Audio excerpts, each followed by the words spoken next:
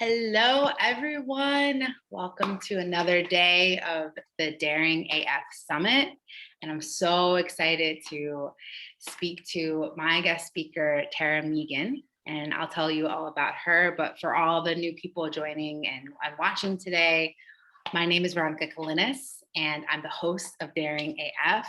And I'm the founder of Vulnerable AF. And I really am passionate about dissolving negative stigmas around vulnerability. And I'm a coach and an entrepreneur, and I help people take off the mask and open their hearts to love and just feel more confident in expressing themselves vulnerably and authentically. So I'm really excited to speak with Tara today because she's a manager and she's a tantric facilitator, and she works with Embodied Awakening Academy. And I had the pleasure of meeting her last year here in Bali. And she has become a dear friend, and she works with two amazing humans, Chantel Raven and Erin Kleinerman. And she is such an embodiment of Tantra. And she'll talk more about that. But before we get into it, if you're listening, if you've never heard of Tantra before, so Tantra is this, it's a word in Sanskrit, and it means like weaving together. And when I discovered Tantra, it changed my life. It changed the way I teach. It really inspired a lot of the work that I do. And it really helped me become more embodied in myself as a facilitator, as a leader. So I'm really, really excited for Tara to cover, like what it means to master your emotional power and your sexual power, right? Because really becoming a leader, being daring, is about mastering both, all of it, all of you, and welcoming all parts of you. So Tara, please introduce yourself, or if there's something that I didn't say that you want to share. You nailed it. Thanks, darling. That was a beautiful introduction, and I loved hearing your summary of Tantra. Nailed it. Yeah. So, Tantra's been an incredible gift in my life, and I spent 10 years on and off in India studying like the more meditation and yoga tradition, and I just found that over my kind of 15 years of spiritual seeking, nothing really stuck. And when I found Tantra through Chantel Raven, it just hit me like, wow, this is the full spectrum of the human experience. There's no part of the human experience that's disconnected. And of course, what Tantra is known for is the sexuality piece. And I want to say straight up that it is not all about sexuality. It's just part of the human experience, as is the emotional body, as is pain, as is shadow work, as is purpose, as is connection to source. And it's the only tradition that is actually inclusive of that in terms of being a path to awakening and liberation. So when I found that, it was like my whole body was going, oh my God, this feels like truth in my being. And that was my dive into the journey of Tantra, which I'm very incredibly grateful for, and to Chantel Raven and all of her epic teachings that I get to be a part of sharing with the world.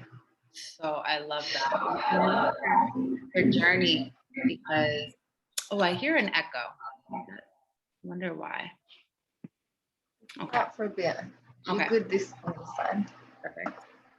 And I love your journey too, because when I first met you, you talked about like how you met Chantel and, where you were before you started working with her, and you really like, and I love that you talked about like your journey in searching for a spiritual practice that really resonated with you, and how Tantra really felt like truth to you, and you devoted your life to it because and you had this really comfortable career before, and you decided to be really brave and do something bold and devote your life to something greater than you.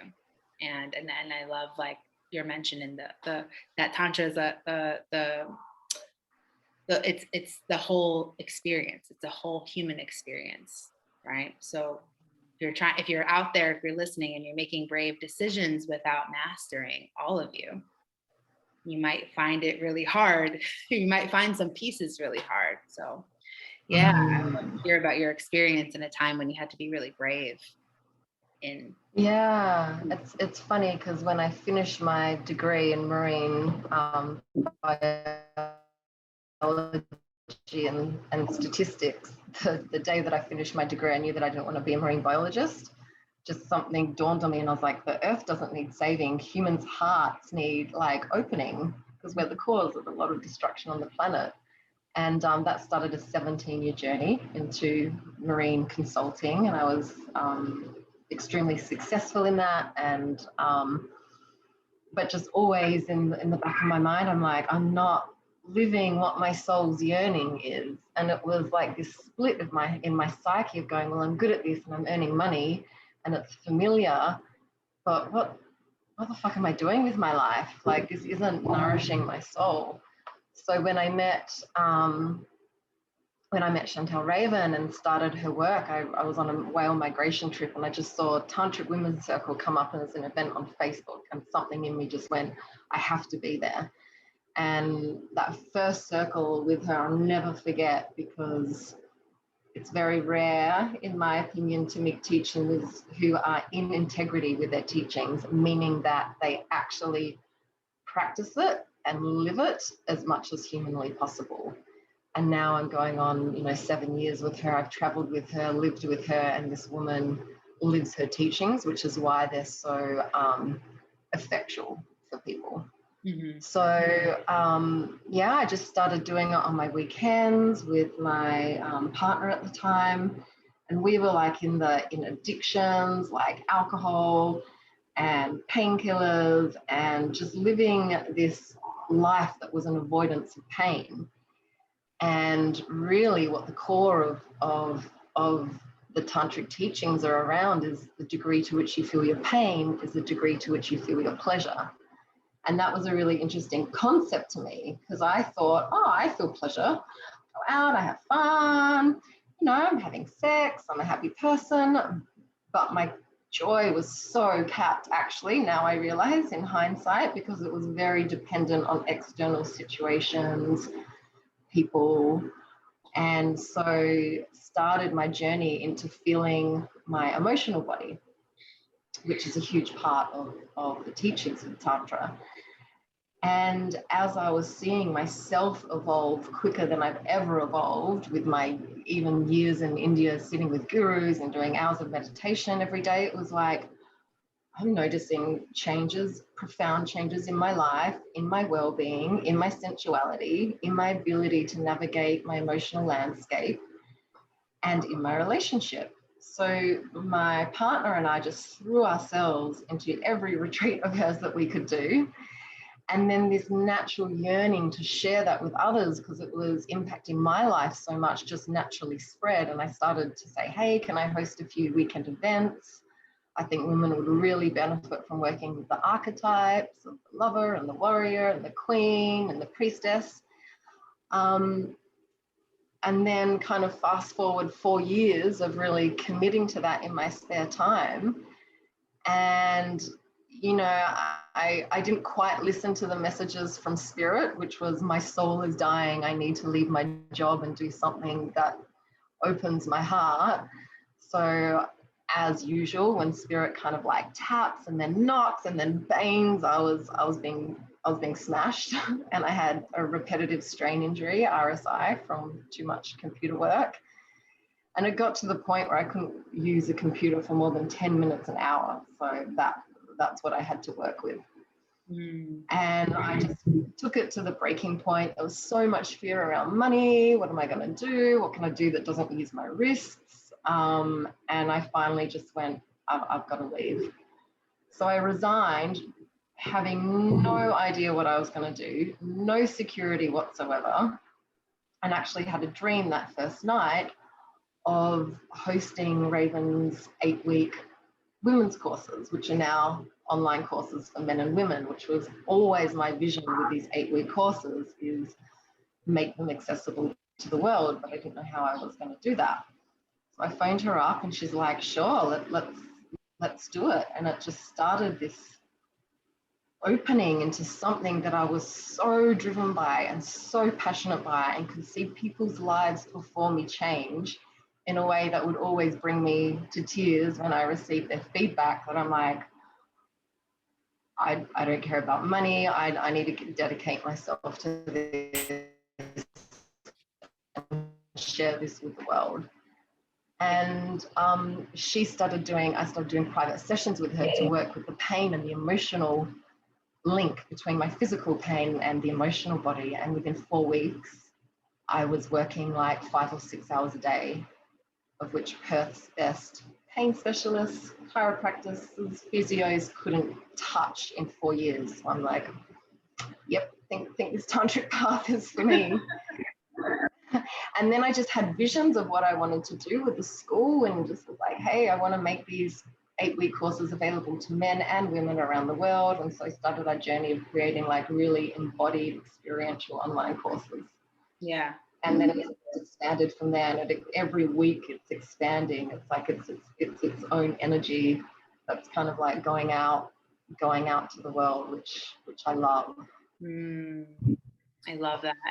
And what I love about you, Tara, is that you're helping a mission expand, right? Like when I hear your story, I think of you, your ego is totally dissolved, right? I'm sure, I mean, we're human. We have our egos and things come up, and your ego isn't at play. And sometimes we think to be a leader or to be daring, like we need to have our own thing, right? And you are so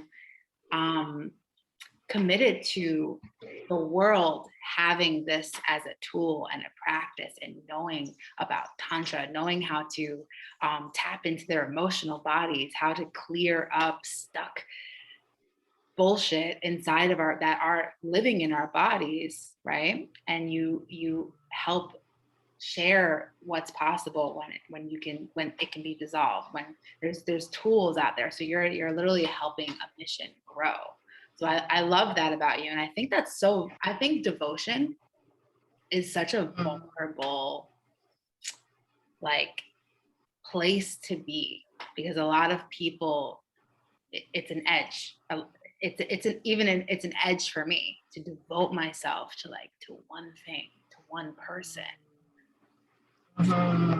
Yeah, and it's so interesting because a lot of people associate devotion with weakness. And I think, like everything in life, there can be the shadow aspect as well. So if it's coming from insecurity or not being good enough, then yeah, that can go into shadow. Yeah.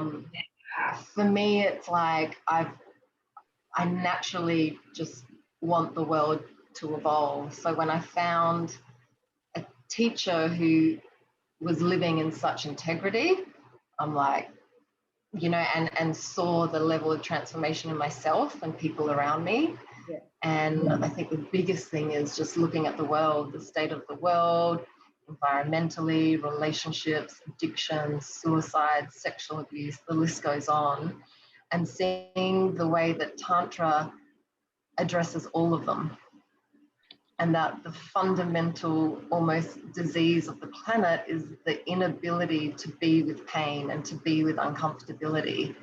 And the way that our society and conditioning have imprinted this belief and response or reaction to just suppress the emotional body, whether it's through Netflix, whether it's through Instagram, social media scrolling, alcohol, drugs, distraction. And that was me. That was my life.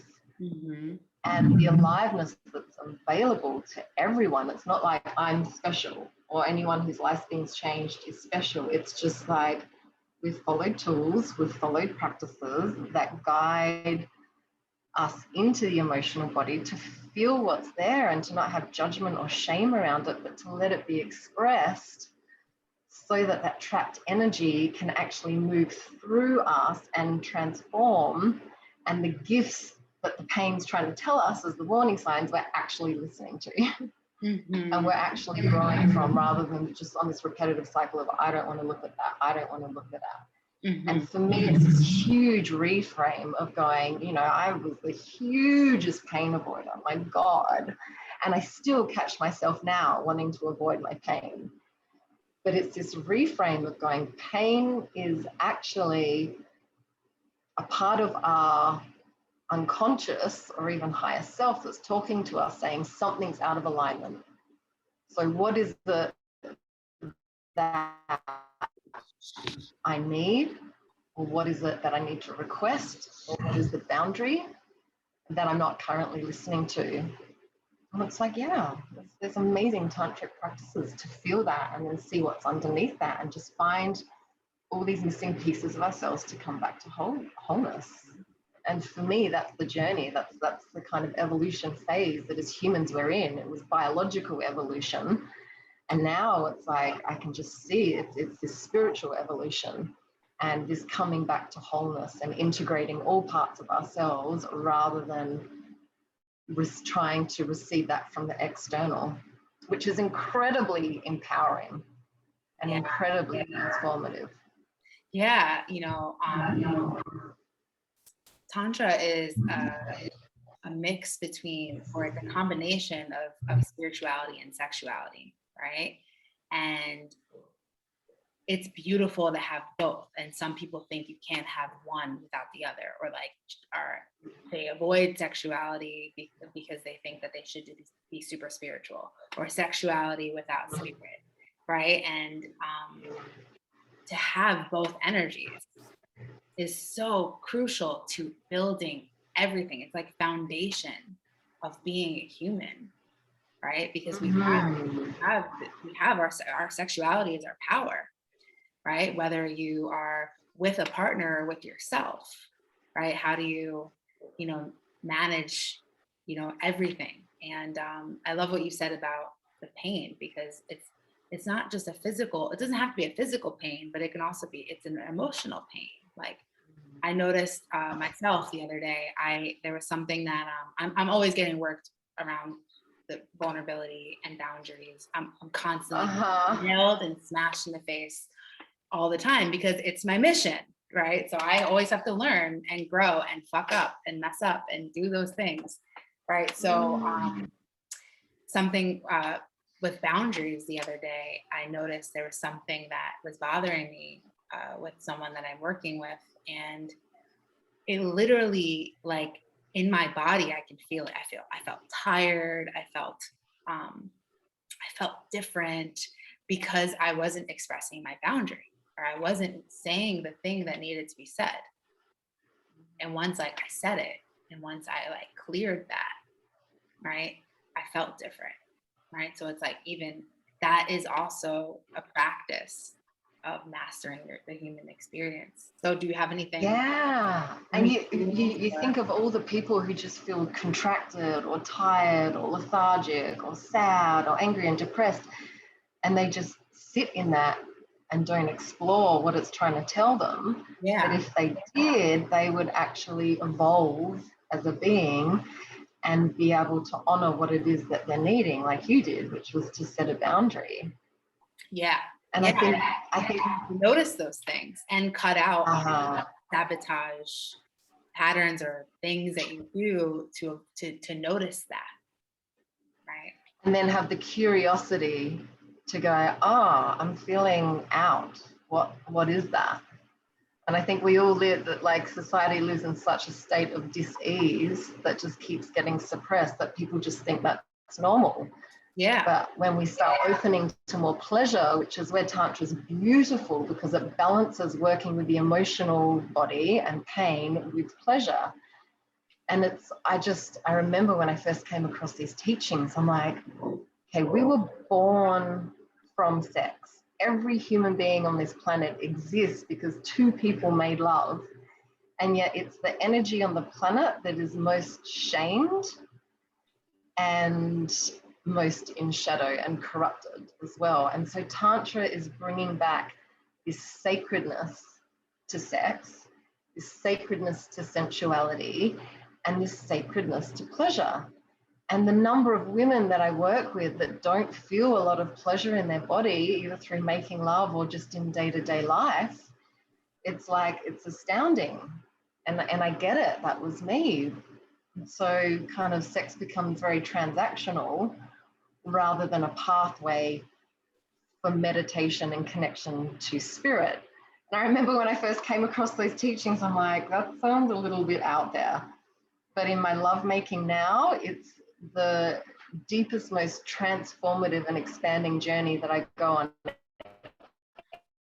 every time I make love with my partner. It's like there's emotions and energy moving through my whole body. I'm connected in my heart to myself, to my partner, and to source. And that's available to everyone. We just haven't had the education on that. So, you know, it's like our education at the moment is porn or religion, or, you know, a half an hour segment in school where you put a condom on a chair and you talk about STDs. It's like, are you kidding? This energy, this life force energy that's available to our bodies and is a healing modality, no one's talking about it. No one's sharing about it.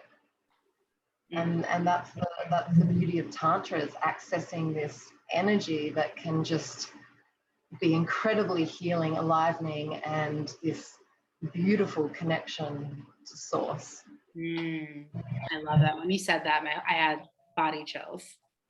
Yeah. And I also just thought, you know, even it's possible to have that awakening, deep, sexy, creative experience with a partner. And imagine you treated your business or the thing that you really want as if they were a lover, right? Imagine like creating or treating your business or the thing that you want to do as something sacred. And that's also mastering your sexual energy, right? And it's like we use sexual energy to create. So yeah, like it's possible to use it in all areas. And that's why I love like sex magic practice, like a tantric practice is one of the tools of sex magic. It's a way to manifest the thing that you want using your sexual energy. Yeah. Do you have any other tools? And it applies, it's like, I mean, probably the biggest one is when it comes to sexuality, is, you know, we always refer to it in terms of with a partner, but actually the most important practice that anyone can do who's trying to master their sexual energy and their sexual power is the self-pleasure practice. And again, this is so like goal orientated when we talk about masturbation, which is why we call it self-pleasure, but it's an exploration of sensual and sexual energy through the entire body without an agenda or goal oriented outcome. And by doing that, it actually is opening the body and recalibrating the nervous system to sexual energy through the entire being. And when that energy becomes familiar in all of the body, not just the genitals, then life can become an experience of where you're making love to all of life. And what that looks like is the food that you're eating. It's like anytime we all go out for dinner, there's just so many groans and noises made at dinner. It's like, oh, I love this food. These flavors are amazing. And it's this appreciation and this juiciness and this sensual energy. Or when you see like a cute little fluffy animal and you're like, oh, you're so beautiful, you know, that sensual energy. Or when you're wearing beautiful clothes or something feels good on your skin, or where you're touching your girlfriend or a friend and having cuddles, it's like all of that is sensual energy. And it's this erotic innocence that we've pushed aside because we link it to penetrative sex, and it's just life force energy. Sexual energy is life force energy. It's what creates a baby, you know, and you bring life on the planet. So when we start to connect with our sensual energy, you know, it flows into our work, and there's amazing practices with work as well. And if I was just to summarize it quickly, it would be a balance of the masculine and feminine. And so a lot of people on the planet, and this was myself included, is predominantly actually in our masculine. When we're working, when we're cooking, like everything's like scheduled and very masculine oriented. And so the journey of bringing more pleasure into life and actually more success is to work with the feminine and the masculine. And the feminine's being pushed aside and shunned almost as weak. But Shakti, the feminine, is the creative life force. It's where the inspiration comes from. It's that birthing creative energy that wants to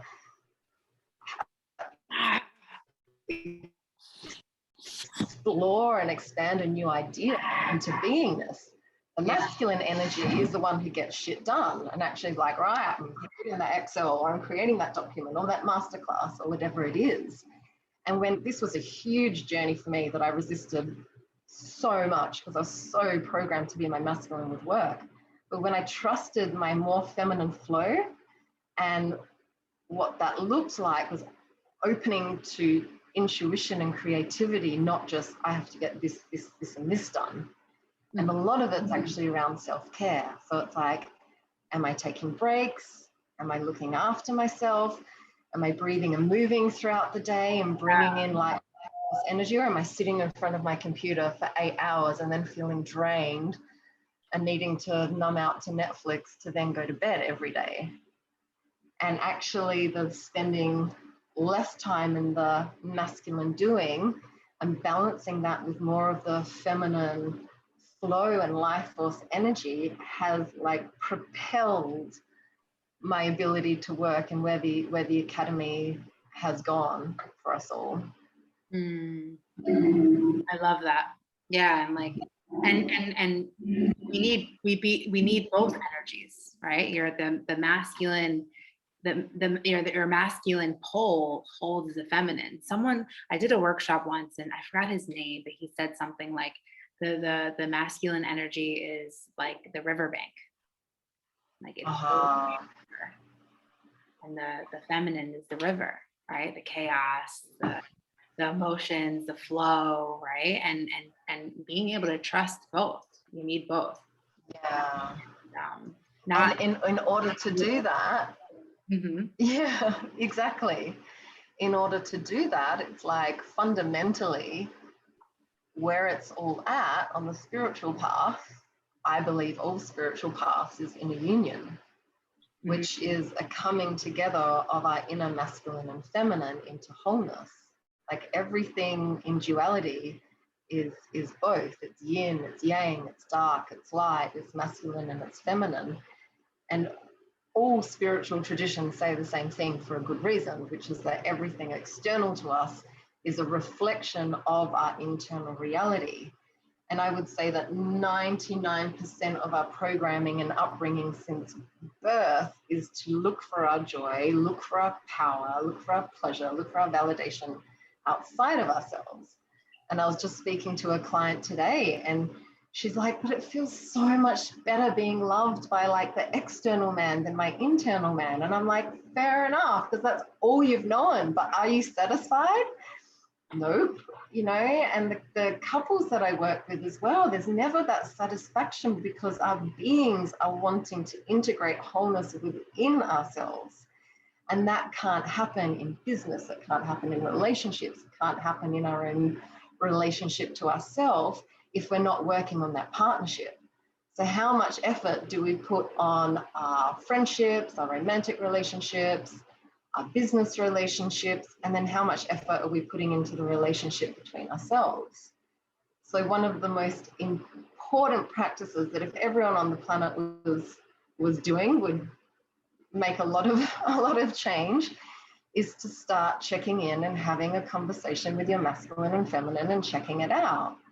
And it's like, it may feel weird and foreign at first. I remember the first time I did this practice, my masculine was horrible. He was saying to my feminine, you're just a waste of time. Stop distracting me from my purpose.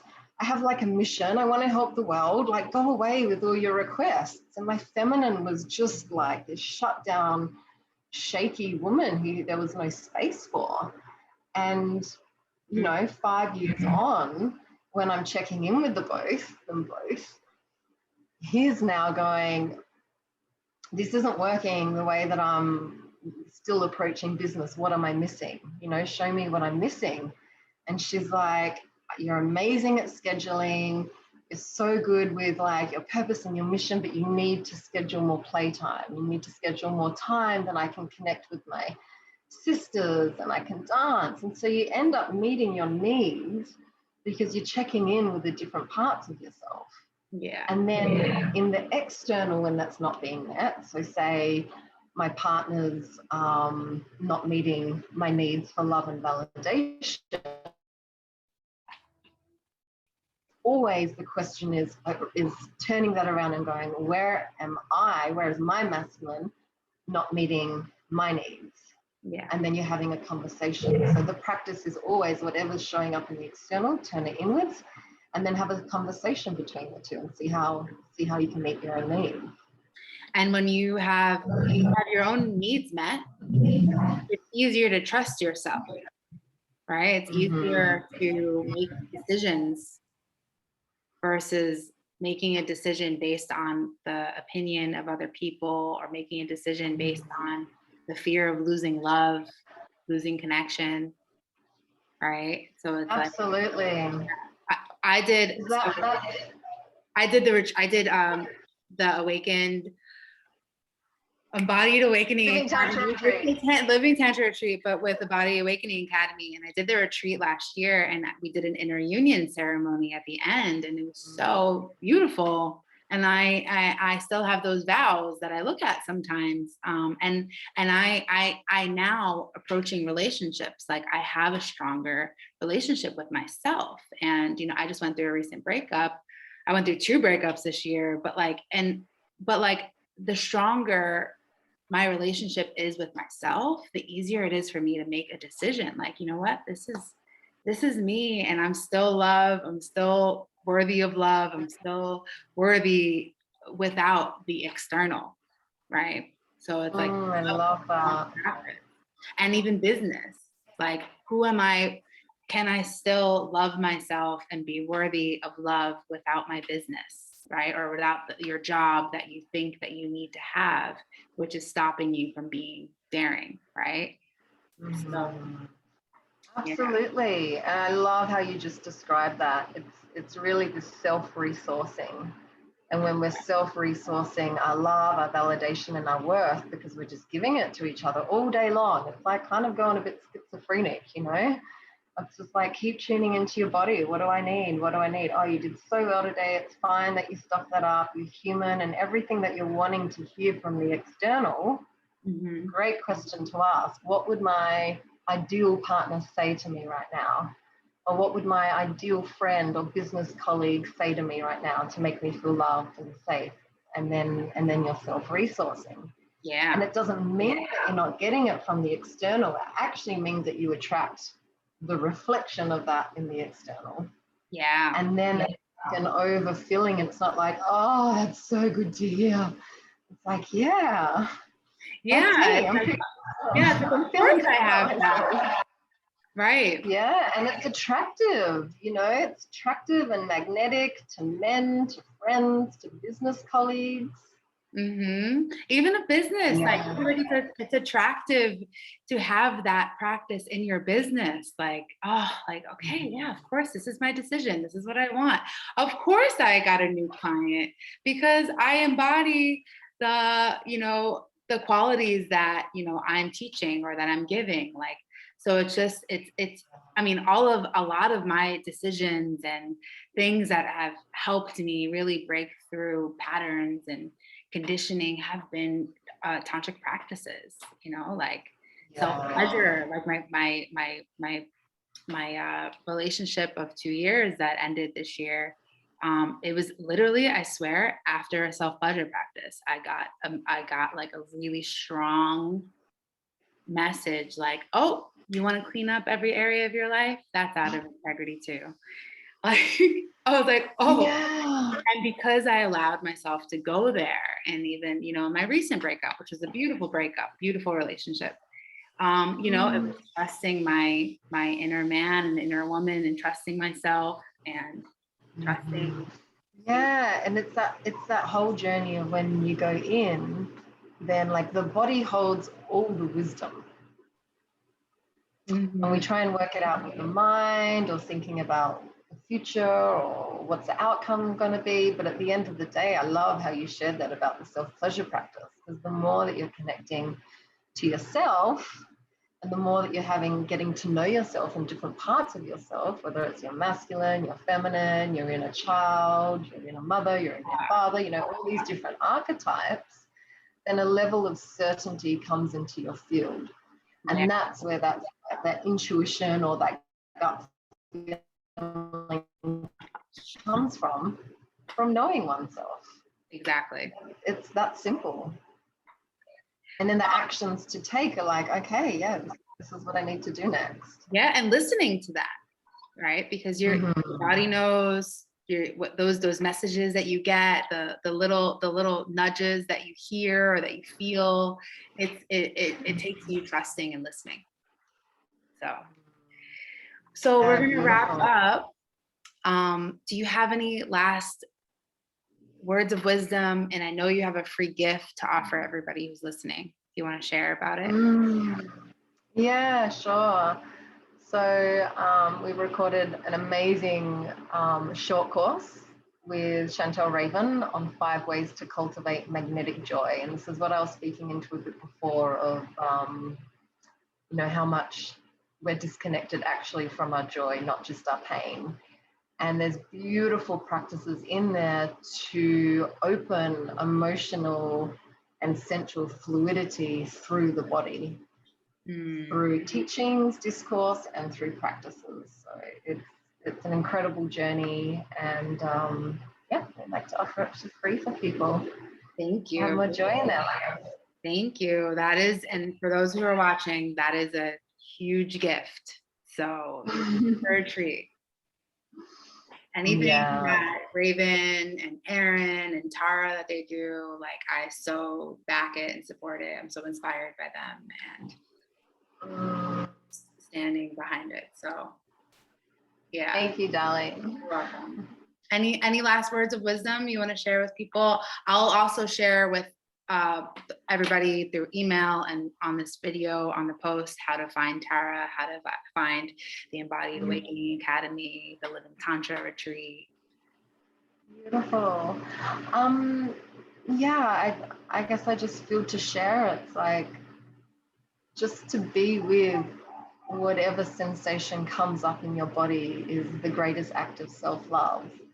So rather than like avoiding or suppressing or attaching and clinging to things in life, can you just sit with yourself and just be with that? If you're feeling angry, can you just let yourself feel anger and sit with that, and maybe, do a few hand screams or pillow punches? If you're feeling sad, can you just hold yourself, your masculine holding your feminine, and let yourself cry?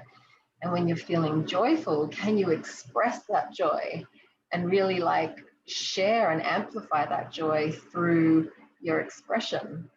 So it's being able to navigate all parts of the human experience without resistance to anything or attachment to anything. Boom, mic drop. Well, thank you so much, Tara. This was welcome, Sarah. Yeah, you're amazing. I love what you're doing on this planet. Thank you. Such good work. Thank you. I received that. Yeah. Well, all right. Thank you everyone for watching, and let us know what are you taking away from this interview, and message me, message Tara. Let us know what you got, what you learned, and what you're going to create now that you've heard that, now that you got this message. So thank you everyone. Bye. Thank you. Bye.